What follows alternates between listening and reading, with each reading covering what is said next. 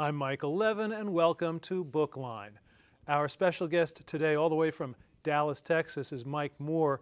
You've never met anybody like Mike Moore. He's probably the highest energy human being I've ever met. He's one of the most warm, caring, spiritual people I've ever met, and he's one of the most courageous people I've ever met. He wrote a book called Love, God, Hate, Church, and you can imagine how that goes over in the Bible Belt. So we're going to find out what the reaction has been to the book.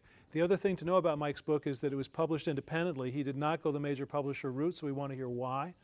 And then on top of that, Mike is a speaker of enormous renown. He has spoken to the New York Yankees, the American Red Cross, General Motors, IBM, and scores of other organizations on that level. Now here in Boston, we're not that impressed with the fact that he spoke to the Yankees. But aside from that, we love Mike Moore. So Mike, welcome to the program. Glad you're here.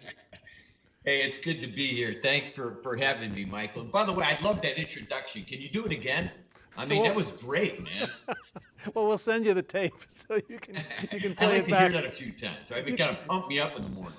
You can play that while you're shaving in the morning. Right. Yeah. Thank you. Good to be with you, buddy. Thank you. So, Mike, why would you write a book called Love, God, Hate, Church when you're living in Dallas, Texas? Listen, why not, right? I mean, it's the Bible Belt. Here's why. Listen, we net this out. It's pretty simple. If you look at the stats, okay, and if you look at Pew Research or Lifeway Research or you name the research organization, they're going to tell you that most millennials after high school and college, by the time they're in their 20s, Michael, they've left the church. The building. They've not left God, but they've left the building because of the rules and regulations and the restrictions and the do's and the don'ts and the processes and the patterns and behavior modification got so big for them. They say, wait a minute, this is not the God that I know in my heart. So they say, we're looking for authentic, we're looking for real. In this book, Love, God, Hate, Church addresses those issues because basically you may have to leave church to find God sometimes. Now, how does a message like that play in a very conservative religious community like Dallas?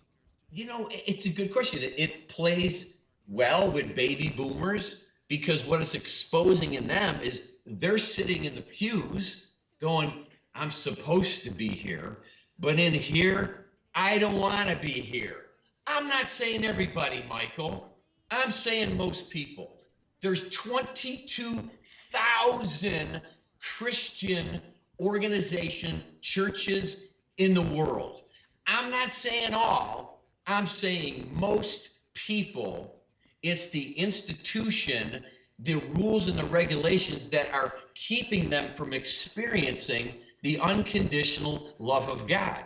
So yeah, it's the Bible Belt, it's a conservative area, but most people are getting fed up with the way man controls how they think God views people. And I think they want to change. Look at Brexit. Oh man, they'll never leave the union. The people got tired of the bureaucracy of the government. Look what's going on in America right now. We got a business guy that the American people will probably elect as the president because he's an outsider. It's going on in the church in the same way, Michael. People get tired of the control, the rules and regulations.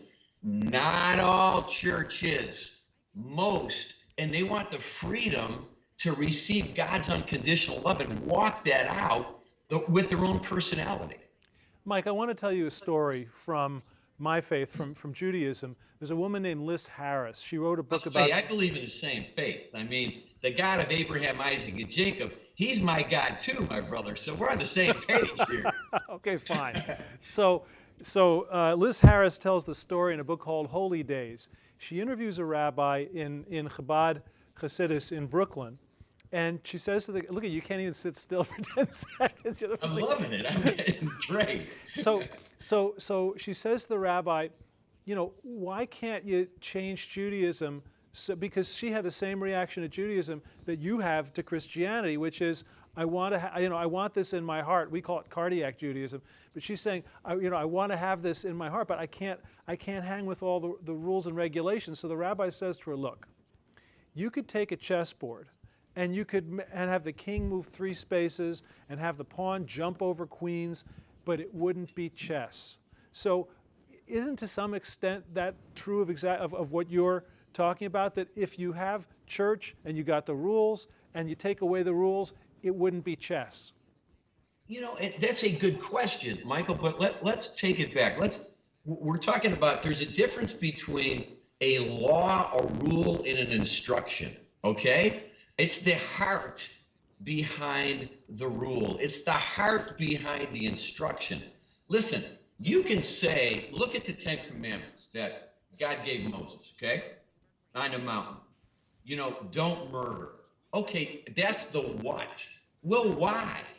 Well, because we're created in the image of God. Why would I want to hurt somebody if I really know in here that they were created in God's image? Don't take your neighbor's wife. Don't have sex with your neighbor's wife. Well, why? Because she's not your wife. You have your own wife. Well, I got a girlfriend or I'm going to have sex with her, before marriage, and I may not marry her, and I meet another girl, I have sex with her, and, by the time I'm, 15 women in and meet my wife, I get a string of ladies. Well, some guy is going to marry those women. So, wow, as a man, wouldn't it be great for me to be able to go, I can protect you until I make a commitment to you? That's the why behind the what. The what's easy to see, but let's talk about the heart, the love behind that. Then it makes sense. Well, let's accept people where they're at, what their God-given gifts are. Listen, if they're homosexuals and they're in that lifestyle, we go, whoa, you can't come into our country club. Are you kidding me? We cannot, do not touch that man's hand in this building. When you're out of the building, you can do whatever you want.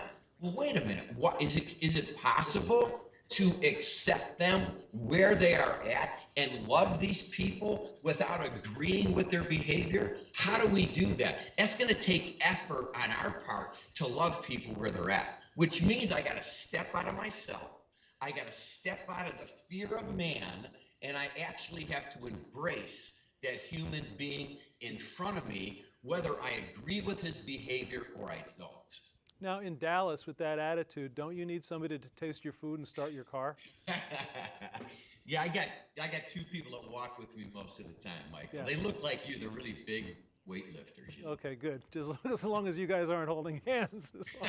Exactly. Mike, you brought up sex, and you brought up millennials, and you brought up, I don't want to go to church because I don't want to follow the rules. How much of it is just simply, I want to have a sex life, I want to have a private life, and if I go to church, I'm going to feel guilty, as opposed to I'm really troubled by the fact that they've created this whole system that keeps me from being with God.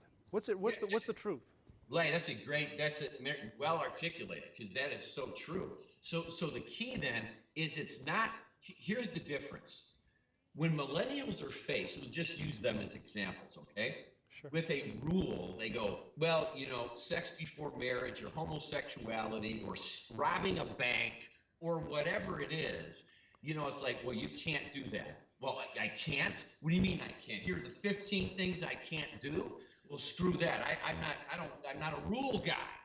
So I'm just going to follow my heart and do whatever I want to do. Well, here's what people miss.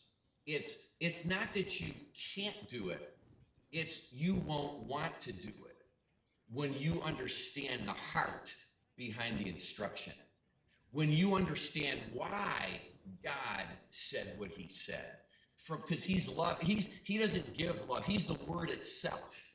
So if we can get to the why behind the what, and we get to the point like, wow, it's not that I can't do this. I don't want to. When my desire center changes, when this changes, then it's not about I can't. It's I don't want to. I don't want to kill that man. I don't want to rob a bank. I don't want to hurt you. I get to that point, and love changes me. Unconditional love changes me from the inside.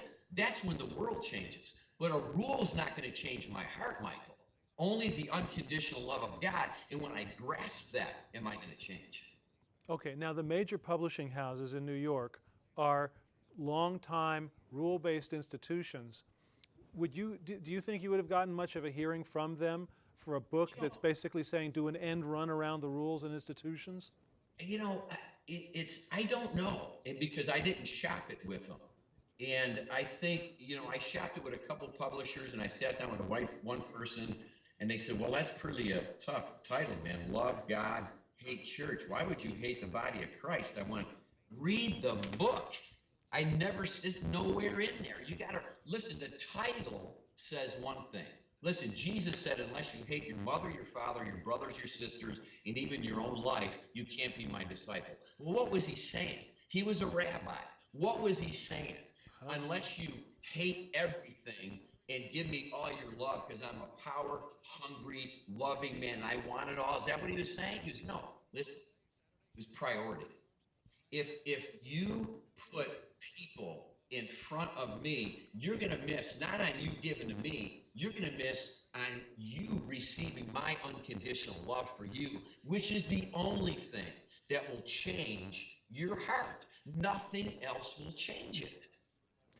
I'm sitting here saying, has anybody ever in any faith written a book called Love God, Hate Mosques, Love God, Hate Synagogues, Love God, Hate Church? You're kind of out there all by yourself, Mike. That's a good point. But you know what? I like being out there by myself. And that's okay. Because in here, I know what Love God, Hate Church has done for the people that have read it. I've gotten emails. I talk to people. I've seen people. I was on a plane. Go ahead, let me tell you something. You want an ego trip? I can't imagine what it's like for Stephen Hawking, you know what I mean, to get on a plane and somebody sits down and they're reading this book, or The Hobbit, and the author sits down next to him. So I sit down and somebody's reading this book.